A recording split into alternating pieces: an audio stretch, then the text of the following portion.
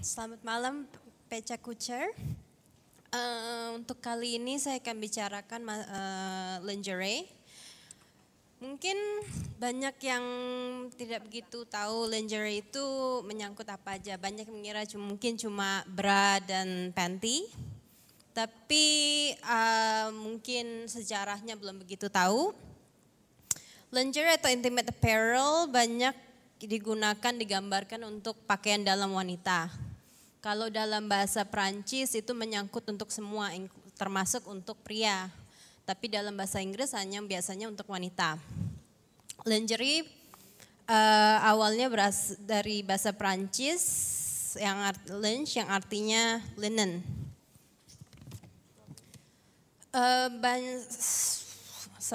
Sejak awal tahun 3000 sebelum Masehi, wanita sudah menggunakan pakaian dalam untuk memperindah bentuk tubuh mereka. Ada dua kategori pakaian dalam yang soft, termasuk baby doll, camisole, kimono, panties. Untuk yang hard, corset, bustier, girdle.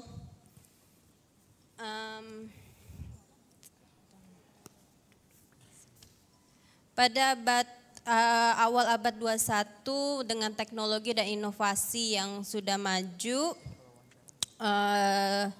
untuk memudahkan produksi lingerie ada dua macam mesin, yang laser cut dan molded t-shirt.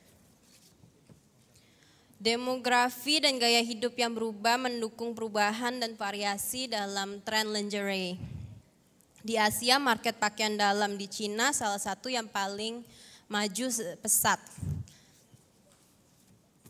Untuk di Indonesia sekitar 130 triliun pendapatan industri garment, 3%-nya berasal dari industri pakaian dalam.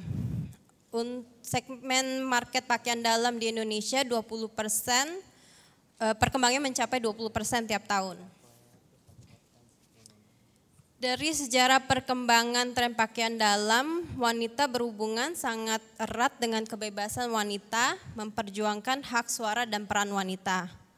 Secara tradisional, wanita masih dianggap sebagai kaum yang lemah dan submisif.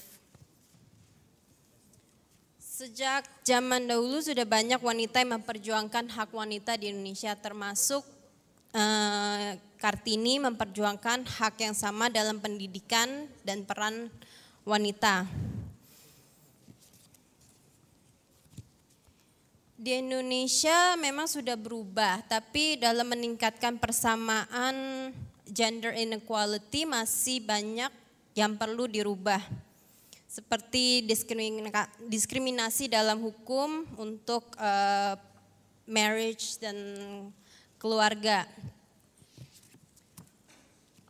Kekerasan terhadap wanita termasuk pemerkosaan ada tindakan kriminal, tapi dikarenakan di Asia masih dianggap banyak kesalahan dari wanita, maka di Indonesia itu masih pelaporan kasus rape masih termasuk yang paling rendah.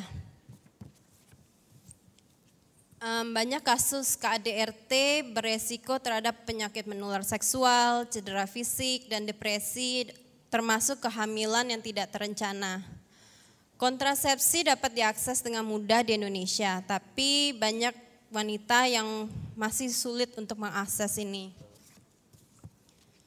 Sekitar 6 juta keluarga di Indonesia, sebagian besar perempuan sebagai kepala keluarga penghasil kebutuhan hidup dikarenakan suaminya meninggal, cerai atau ditinggal. Banyak dari mereka berasal dari masyarakat miskin.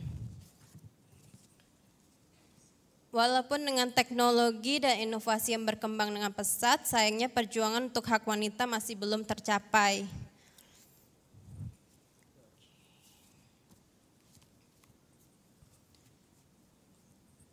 Di sini bisa dilihat dari gambar pemerintah kita bekerja sama dengan perusahaan Jepang dan PT Kereta Api untuk melindungi dengan tujuan melindungi dan menghindari kekerasan dikhususkan menyediakan gerbong khusus untuk wanita. Ketidakseimbangan dalam peran dan ekspektasi berdampak juga pada ekonomi dan tingkat angka kemiskinan. Dan ini banyak jadi untuk wanita sulit untuk mendapatkan pekerjaan dan pendidikan. Di dalam luar negeri di mana angka tingkat KDRT makin meningkat, maka banyak juga awareness campaign dalam dunia fashion untuk mengedukasi publik tentang masalah ini.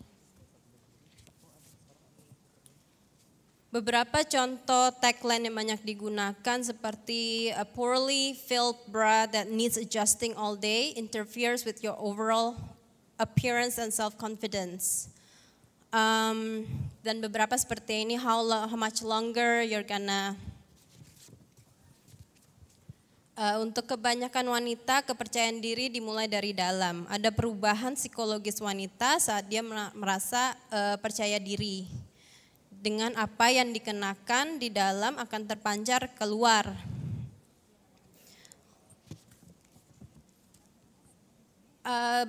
Banyak juga dalam dunia fashion, ya seperti Mbak Ucita sebutkan, itu juga satu bentuk dari komunikasi. Maka beberapa iklan dalam fashion juga kurang